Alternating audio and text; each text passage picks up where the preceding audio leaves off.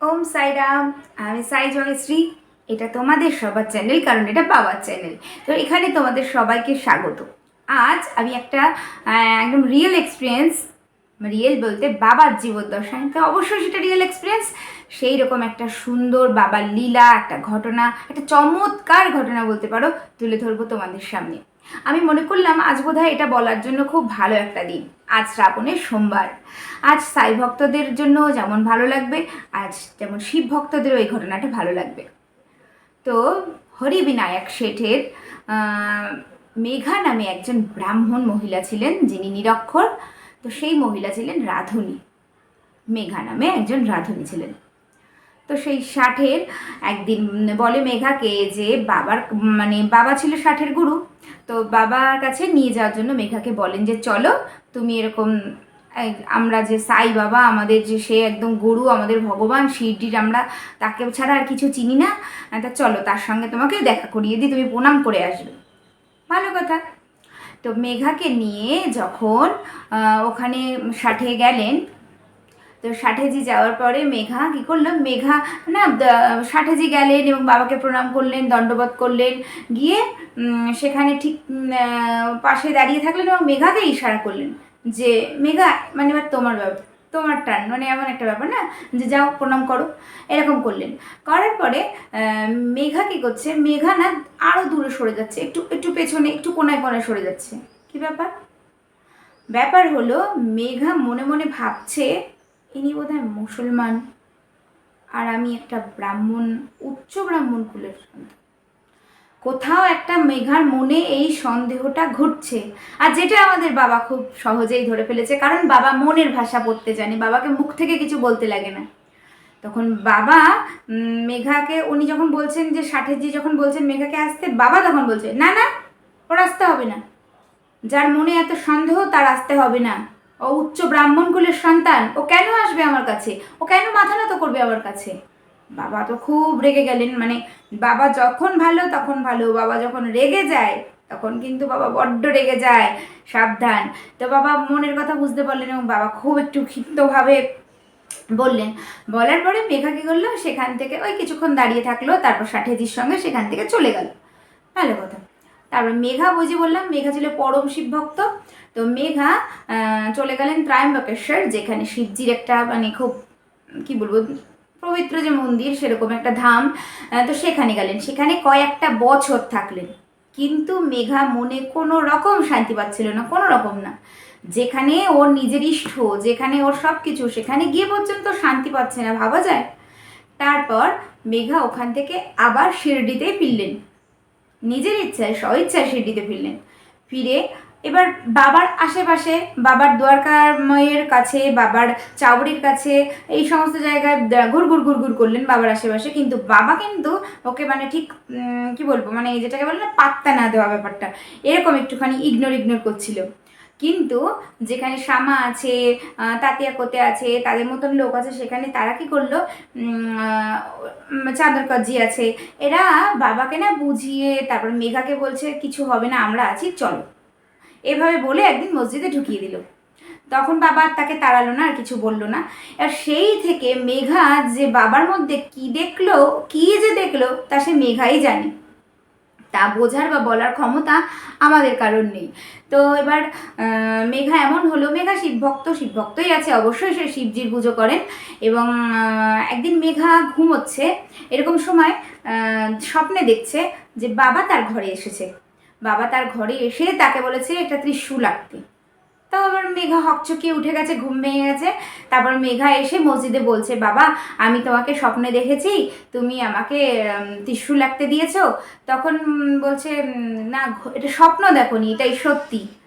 আমি স্বপ্ন দেখাই না, আমার যা কিছু ঘটে তোমার সাথে বা তোমাদের সবার সাথে, তার সবই সত্যি।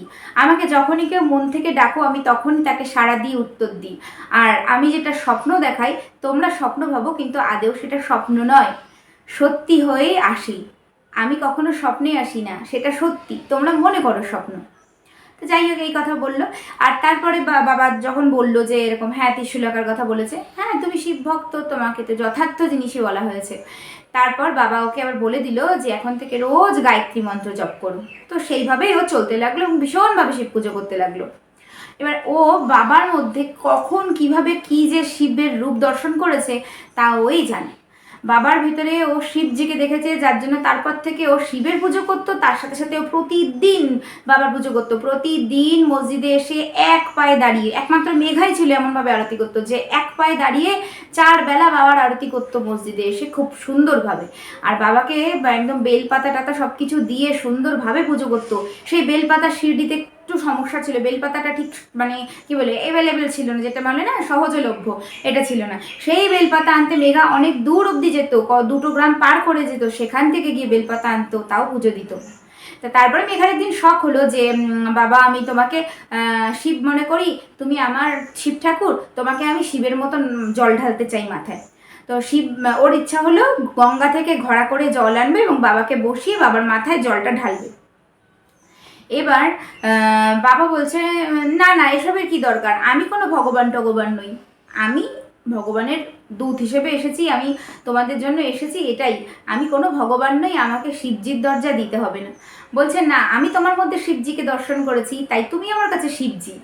এই বলে বলছে না আমি জল ঢালবই। তখন বাবা বলছে জল ঢালতে পারো কিন্তু যেন 2-1 ফোঁটাই মাথায় পড়ে, আমার গা যেন ভেজে না। তখন মেঘা মনে মনে ভাবছে আগে তো বাবা বসুক, তারপর আমি যেমন শিবকে স্নান করাই তেমন পুরো স্নান করাবো। এই বলে মানে একদম ঘোড়াটা ধরে হর হর গঙ্গে বলে বাবার মাথায় ঢালছে, একদম পুরো প্রপার জলটা, পুরো গঙ্গার জলটা বাবার মাথায় পুরো ঢালছে, হর হর গঙ্গে। ভাবো, ইমাজিন করো কি সুন্দর দৃশ্য, এইটা বলে বলে ঢালছে। ভালো, ঘোড়ার জল শেষ। তারপর মেঘা তাকিয়ে দেখছে বাবার পুরো সম্পূর্ণ শরীর শুকনো, একদম কোথাও জামা কাপড় শরীর কিচ্ছু ভেজেনি, সত্যিই মাথায় 2-1 ফোঁটা জল লেগে আছে, যেটা বাবা চেয়েছিল। তখন বাবা বলেছে আমি বলেছি না আমার মর্জির বিরুদ্ধে কিছু হয় না। তো যাই হোক বাবার মর্জির মধ্যে ওটাই হলো এবং ও ওইভাবেই পুজো করলো। এই করতে করতে ওর বয়সটাও বাড়লো, মেঘার বয়সটাও বাড়লো এবং হঠাৎ একদিন মেঘা তার দেহ রাখলো। এই কথাটা বাবা জানতে পারলো। বাবা এমনভাবে ছুটে মেঘার কাছে গেল আর এমনভাবে কান্না করলো। বাবা যে একজন মানে ঐশ্বরিক কি বলবো, বাবার ভিতরে যে ঐশ্বরিক শক্তি, বাবা যে ঐশ্বর সেই রকম কিছু না, বাবা যে একটা সাধারণ তোমার আমার মতন মানুষ, বাবা সেভাবে কান্না করলো। কিন্তু বাবা কিন্তু সবার মৃত্যুতে এভাবে কান্না করেনি, কিন্তু মেঘার মৃত্যুতে, মেঘা যখন নির্বাণ হয়েছিল, মেঘা যখন দেহ রেখেছিল, বাবা এমনভাবে কেঁদেছিল যখন যেমন আমার তোমার আপনজন মারা গেলে যেমন কান্না হয় না, ঠিক তেমনভাবে কেঁদেছিল, মানে একদম বুক ফাটা কান্না। তারপর বাবা তাকে নিজে সঙ্গ দিয়ে তার দেহ শবদাহ করার জন্য নিয়ে গেছিল। আর বাবার জমানো টাকা দিয়ে মেঘার সমস্ত সৎকার্যের যত খরচা সব বাবা দিয়েছিল। বাবা বলেছিল একটা কথা মনে রেখো, আমার ভক্ত আমায় যতটা ভালোবাসে আমি আমার ভক্তকে পারলে তার থেকেও বেশি ভালোবাসি। তো মেঘার জন্মটা ধন্য, মেঘা শিবজিরও কৃপা পেয়েছে, মেঘা স্বয়ং সাই বাবাকে শিবজি রূপে দর্শন করেছে। আবার আমার বাবা সাই, আমার তোমার বাবা সাই তাকে এভাবে মানে সৎকার্যের জন্য বাবা তাকে সাথে নিয়ে গেছে, তার মৃত্যুতে বাবা কেঁদেছে। বাবার যে পয়সা, বাবার যে ভিক্ষাবৃত্তির পয়সা বা মসজিদে যারা বাবাকে দক্ষিণা দিত সেই পয়সা, সেই জমানো পয়সা দিয়ে আমাদের বাবা সেই আমাদের মানে শিব ভক্ত সাই ভক্ত মেঘাজির শেষ কাজটা করেছেন। ভাবলে কত অবাক লাগে। তবে এই বিষয়টা আমরা পেয়েছি আমাদের শ্রী সাই সচ্চরিত্রতে 28 নম্বর অধ্যায়, 28 নম্বর চ্যাপ্টার। এই 28 নম্বর অধ্যায়ে এরকম সুন্দর একটি গল্প আছে। শ্রী সাই সচ্চরিত্রের মধ্যে প্রতিটা পাতায় একটি করে গল্প আছে। আমি চেষ্টা করব তোমাদের সঙ্গে গল্প আকারে এগুলোকে শেয়ার করার। তবে এইটা থেকে জানো আসল বোঝার বিষয় কি, ওই যে বাবা কি কথাটা বলেছেন, তোমরা আমাকে যখন স্মরণ করো আমি তখন তোমাদের সঙ্গে যেভাবে উত্তর দিই বা স্বপ্নে আসি সেটা স্বপ্ন নয়, সত্যি মনে করবে, ওটা একদম সত্যি মনে করবে, তুমি বাবার দর্শন পেয়েছো। আচ্ছা, আর একটা কথা কি বলেছে, যে আমাকে আমার ভক্ত যতটা ভালোবাসে আমি ভক্তকে তার থেকেও বেশি ভালোবাসি। ঠিক। আর একটা কথা কি বলেছে, বাবার মর্জির বিরুদ্ধে বাবাকে কেউ কিছু করাতে পারে না। তো এগুলো হলো আমাদের এখান থেকে বোঝার বিষয়। আর কার কেমন লাগলো বাবার এই মেঘার সঙ্গে বাবার এই এত সুন্দর একটা গল্প শুনে, তার অভিজ্ঞতা মানে শুনে যে ভালো লাগাটা সেটা একটু শেয়ার করো, একটু কমেন্টে জানিও।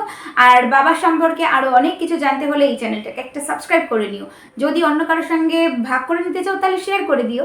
আর যদি নিজের এক্সপিরিয়েন্স আমার কাছে শেয়ার করতে চাও তাহলে 7602760315 এই নাম্বারে হোয়াটসঅ্যাপ করো। তারপর তুমি আমাদের গ্রুপে জয়েন করো, সেখানে এসে বাবা সম্পর্কিত প্রচুর বিস্তারিত আলোচনা হবে, অনেক কথা হবে। ভালো থেকো সবাই। ওম সাইরাম, জয় সাইরাম।